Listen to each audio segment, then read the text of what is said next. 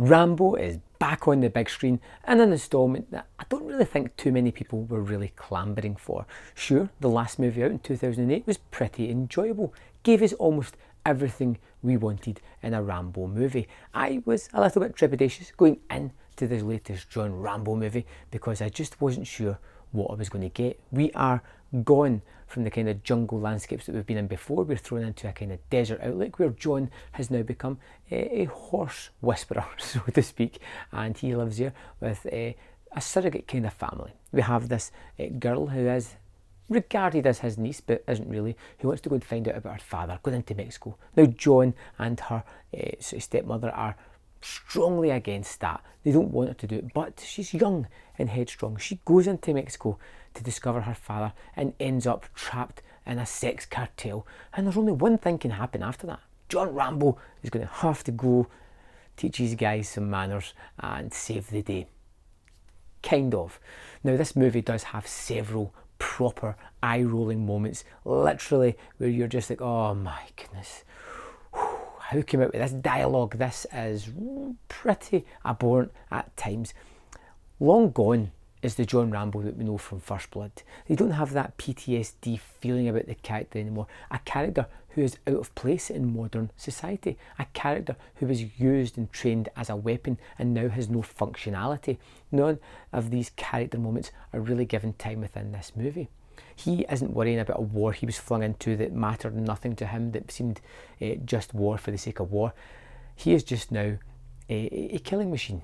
That is what he's good at. That is what he's going to do. That is what's going to happen in this movie. And from the first 2/3 of the movie, it's a waiting game. It's testing patience with the audience as we slowly wait for what we know is going to be the ultimate climax of this movie. Now, it does just take some liberties with the storyline. It's rather tropey, it's familiar, it feels like a kind of daytime soap drama, the first part of it anyway.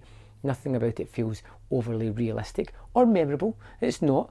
And even when we get down to Mexico, it seems as if everybody there is just tarred with the same brush. You are someone who's committing offence or you're a victim. There is no in between with the Mexican people on show here within this film. You are literally one or the other, and that is it. Of course, John Rambo is going to teach these Mexicans not to just fragrantly flaunt their unlawful ways in front of the American people. It's quite on the nose, this one, and quite a little bit distasteful with some of the themes that it tackles on it. And there is some surprises along the way. I mean, I don't want to spoil it for you, so I would skip by that, but some things happen to some characters that I wasn't expecting, or it's not really rationalised why or how they dealt with outcomes of these scenarios as well. I'm kind of skipping by that part because I don't want to spoil it for you. Let's get to the part we really want to talk about, the final third of the movie that jumps into what is basically a Home Alone rip-off. We start off with him opening up his map, his plan about how he's going to plant micro machines here and baubles there and things to catch all these intruders that are coming to his land for vengeance. And we end up in this tunnel landscape underneath his house, which is just filled with deadly booby traps.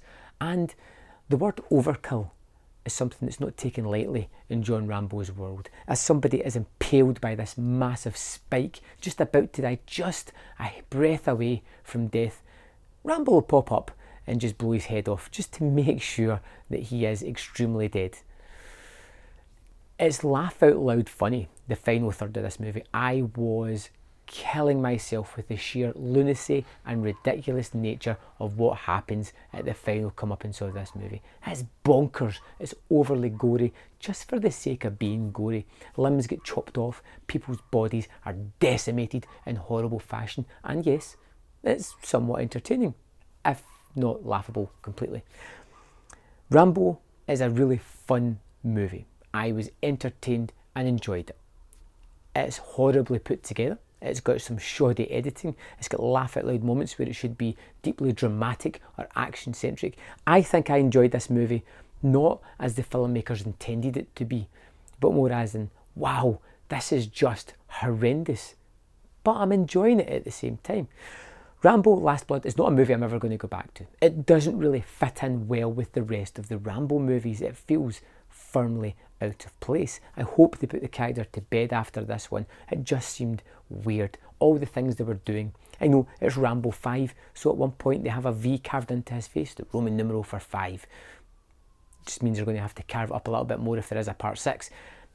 This movie just has so many things wrong with it that it's one of those so bad it could be good movies. I don't know. I'm never going to go back to check this one out again. I had entertainment in the cinema, as did most of my audience who were laughing their heads off at this movie. I don't want to see it outside that environment. That environment was perfect for me. I left on a high while watching it, and then after it just completely dismantled the movie with my friends talking about how it's a complete failure as a Rambo movie. I would love to know your thoughts on the movie. Let me know in the comment box below whether you loved it, hated it, or did you do both like me? You hated the kind of storyline but just loved it because of the completely lunacy of excess that it goes for in the final third. Let me know in the comment box below, and I'll see you next time on Man vs. Film.